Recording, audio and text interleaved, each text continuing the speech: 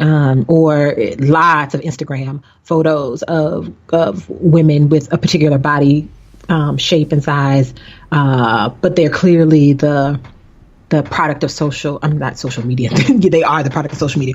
Clearly the product of plastic surgery. But when you see them over and over again, there's a sense of false reality, and you begin to compare yourself to that. Well, my favorite is people who personally can't afford a weekly Metro card, standing in front of a Maserati while at the Jacob Javits Center car show, but thinking about buying this. No, you're not. I mean, that's all it is. It's just the thought. I mean, and it's. Again, you might be thinking about buying it, but that's not your reality. That's a long thought. And keep your personal truth what it is, right? If that's your thought, fine. And I'm not bashing or disrespecting. It's just I don't understand the need to do that kind of thing. And so as I sit down and I try to think about it and try to unpack all the different parts of this, I'm not necessarily equipped to understand that need to have notoriety, to have fans, to have followers, because even when I was performing and touring and working as an artist, social media didn't exist in this way. We had AOL, but it wasn't the same thing. So there was don't date yourself like that. I know. I'm going to take it even further back. MySpace. I used to connect with my fans on MySpace. Yes, I said it. But it was never that serious if I had 100,000 MySpace fans or 100. I was still out performing, doing my thing, making my music. So it was different then than it is now, I think. So that's the thing, though, that I think is important to note. Like, this idea of social comparison is not new, and I think maybe the intensity around it is heightened with the advent of social media. But I think people have always done it. I mean, the very fact. Oh my God, sir. Yes, I did. For anybody under the age of 30, genre or at my level, and what are they doing, and how do I elevate myself, right? This whole thing. Absolutely. So, by seeing what's happening in the field, gauging what you're doing with what they're doing, especially in music when you're looking for hits and trying to sell yourself to clubs. Well, my music sounds like is something that you do. And if people like this artist and this artist is hot at your club, then my performance will be as well. And I use that a lot and was able to look at. Poor and famous. And so that is another part of it, that celebrity, this idea of celebrity, the idea of notoriety. And yeah, I think I saw this on Snapchat or something. Yeah, it was PewDiePie who was winning for several years, but he's gotten in some scandals, so I don't know how that's going forward. But yeah, that is huge. There are also various different award shows, even through iHeartRadio, which shout out to you for now being on iHeartRadio. Good for you. Whoop, whoop. Right. But they even have awards in which they're giving awards to social media stars, Snapchat, rest in peace, Vine. R.I.P. Vine. Right. So, yeah, that's huge. And so people are internet sensations or YouTube stars, or my favorite, he's an Instagram model. Like, that's a thing that... Well... to my music and talk about how they like it and give links in their social media so that people could then find me. Like, that's an amazing marketing strategy. And that social comparison theory come to life. There it is. There it is. That we have someone who fits some boxes, some criteria that we say are the it things. They are the standard. And so if I want to be like that, then I go after that. So I'm comparing myself to those people, and it then has a reflection on my self-evaluation. It might not always be bad, right? So this idea around it being self-evaluation isn't necessarily always bad, but it is something that we do. This is where I think it gets a little bit more deep and complicated and juicy, and that I do think that we are individually involved in more roles in our life as a minimal expectation. And so I think that people are experiencing a lot more role overload. And then you add a social comparison through social media on top of that. And that's how you end up with the memes where people are looking like, haggard or overwhelmed or at their breaking point, or like my friend posting these messages like, how am I supposed to really do it all?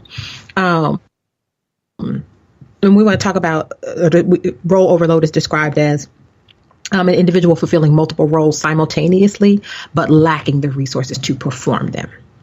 And that it can evolve from both excessive time demands and excessive psychological demands.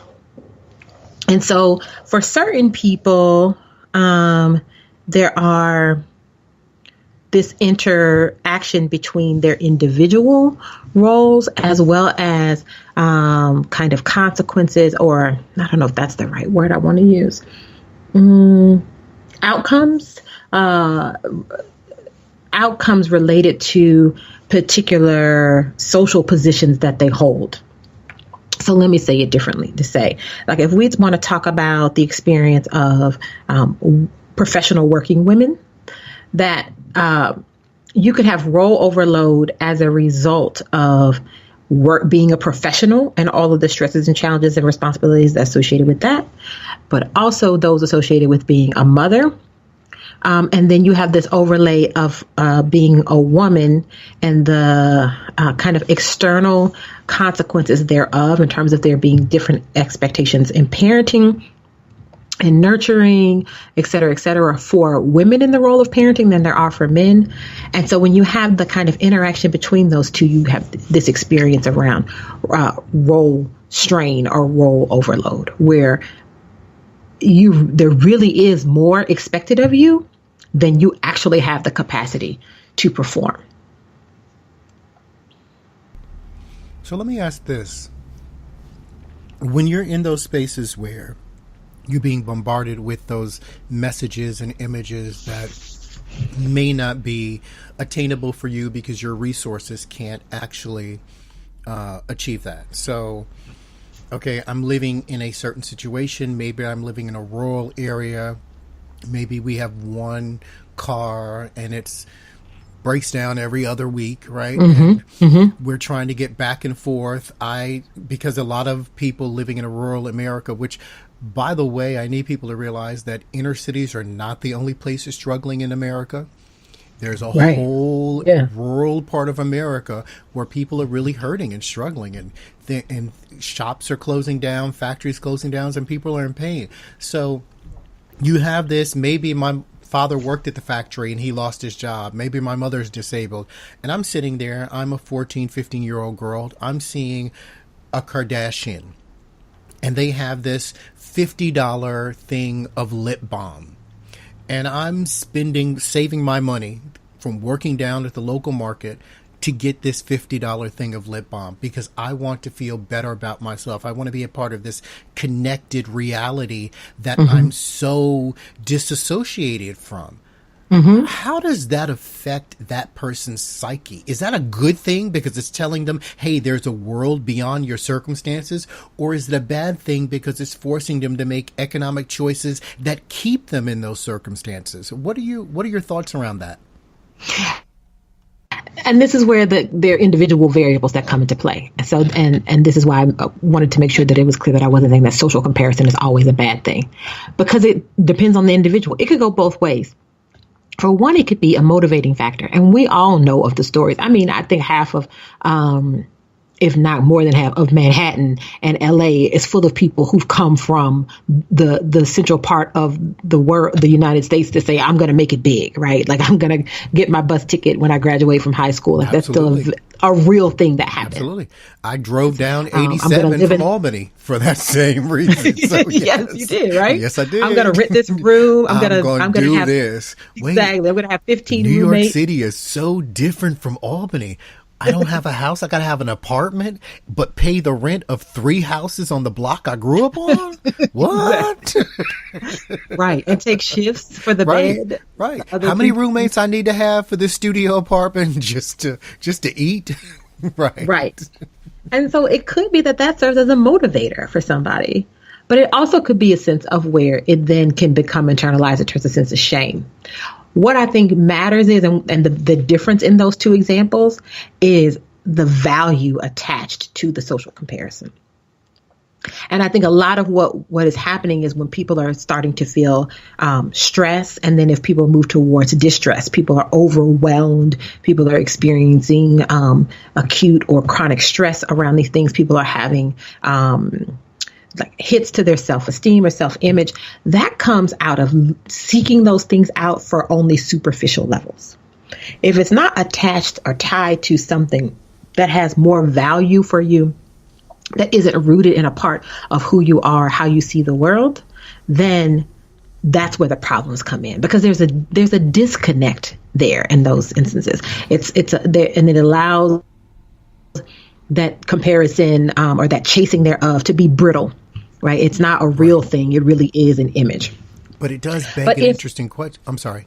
Yeah, go ahead. I was going to say that does beg an interesting question, because the assumption there is I know whether I'm stressed or distressed, whether I am furthering my situation, going down the wrong path, or if this is a motivating factor.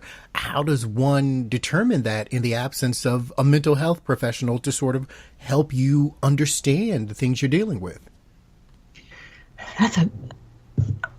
You ask questions that I'm always like, what do you mean? I came to podcast today.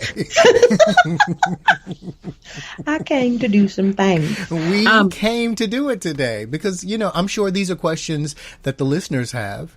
And it's a really good question because, it's always when people say to someone, oh, well, being an alcoholic or this or that or the other thing, I always say the first thing is acknowledgement. And if you don't have the acknowledgement, and you don't think there's a problem, then there isn't a problem to you. So okay, so yeah. So here's the thing. I believe, I believe in a world of diversity. I believe for some folks, getting the lip gloss and looking pretty in the lip gloss is really just that. That's all it is for them. And that could be important for them. Like, they're not thinking about what's happening in Davos. They're not thinking about whether the lip gloss is cruelty free. They're not thinking about that they could have used the $50 to go support a charity. Like, it's not deeper than that for them. And that's real. Looking cute and taking pictures on Snapchat with a filter is their thing. It makes them happy. Their life it does not go beyond that. Makes perfect sense. So for them, we wouldn't expect to feel distress or chronic stress. Maybe the distress shows up for them in that, like, now I have to get this lip gloss that's $250 per ounce. Right. Right. But I think I don't think that that's the average person. I think most of us are really in some way, whether we acknowledge it or not, I think most of us really are more deeply rooted to substantive things, that we really have a sense of our internal values. Now, that's not to say that many of us sit down and really think about them critically or reflect on them or can articulate them at the drop of a dime. But I do think most of us are more connected to character and who a person is and how they are and want those meaningful connections. And so for me, this line about where the stress or distress is so for me, distress is the sense of not being able to engage in self-regulation around stress. When you are so out of control, that it really does take something external to bring you back into control.